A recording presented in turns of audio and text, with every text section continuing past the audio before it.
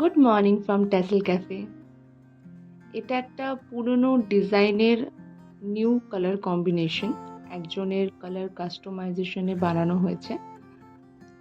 তো আজকে একটা কথা তোমাদের বলবো, যেটা খুব ইম্পর্টেন্ট, বলতে পারো মোস্ট ইম্পর্টেন্ট। ক্লে বানানো তোমরা অনেকেই শিখে যাবে অল্প অল্প টিউটোরিয়াল থেকে। এখন অনেক videos and tutorials YouTube and ফেসবুকে অ্যাভেলেবেল রয়েছে, বাট মোস্ট ইম্পর্টেন্ট পার্ট হচ্ছে কালার। তোমরা যখনই কোনো জিনিস, নেচারের কোনো জিনিস কালার দিয়ে প্রেজেন্ট করবে না, যতক্ষণ তোমরা সেই প্রপার কালারগুলো, প্রপার শেডগুলো ইউজ না করবে, ততক্ষণ তোমাদের জিনিসগুলো রিয়েলিস্টিক লাগবে না। আমার স্টিল এখনও এত পিসেস করার পরেও এখনও সেই কালার কম্বিনেশন, সেই জিনিস শেডগুলো আনতে আমার অনেকটা সময় লাগে। তো তোমরা কালারের বিষয়গুলো খুব সুন্দর করে করবে।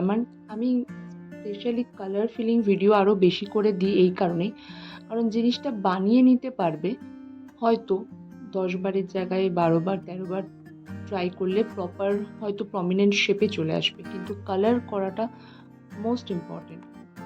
তো প্রত্যেককেই ট্রাই করবে নিজেরা এক্সপেরিমেন্ট করার, কালার নিয়ে নিজেরা এক্সপেরিমেন্ট করার। আই থিঙ্ক সেক্ষেত্রে কি হয় কি, আমরা অনেক নিউ নিউ কালার শেড করা শিখি, ইভেন আমি এখনও শিখি, দ্যাটস ওয়াই। তো নতুন নতুন কালার ফিলিং ভিডিওগুলো আই থিঙ্ক তোমাদের দেখলেও তোমরা বুঝতে পারবে কিভাবে কি কালার মিক্সড আপ করা। আমি যতটা পারি পসিবল হয় কালার মিক্সড আপগুলো দেখানোর চেষ্টা করি।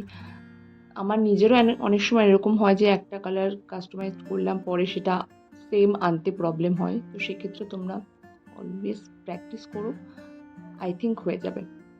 বাকি দেখা হচ্ছে নেক্সট ভিডিওতে। আপাতত থ্যাংক ইউ।